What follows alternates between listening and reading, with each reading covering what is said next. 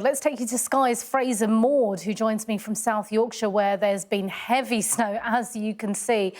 Frazer, dangerous conditions, a lot of warnings out there. Your team also got stuck too. Talk us through it all.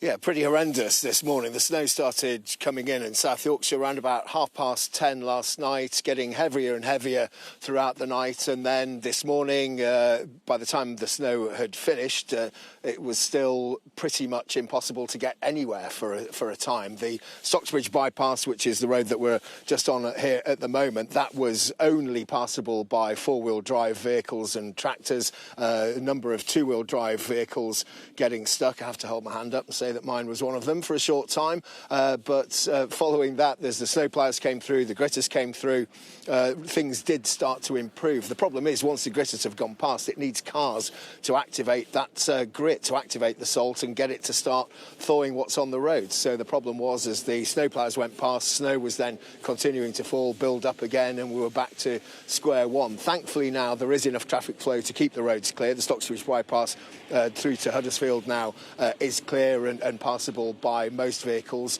There are still closures in place. This is the Woodhead Pass behind me, where you can see the road closed sign. Woodhead Pass remains closed. The Snake Pass remains closed. So problems clearly for anyone trying to get from the Peak District area up towards the northwest. Perhaps those who want to get to the football might be finding a few problems. There have been closures on the M1 as well, between junctions 30 and 31 near Barnsley because of an HGV accident. That was potentially caused by the snow as well.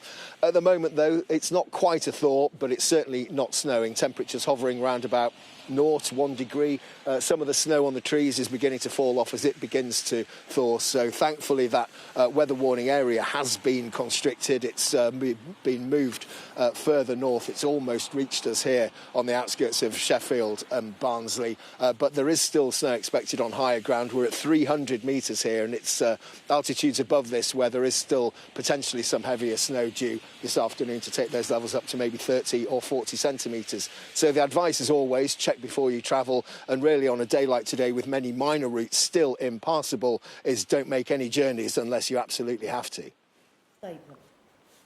Frazer, live from South Yorkshire, thank you.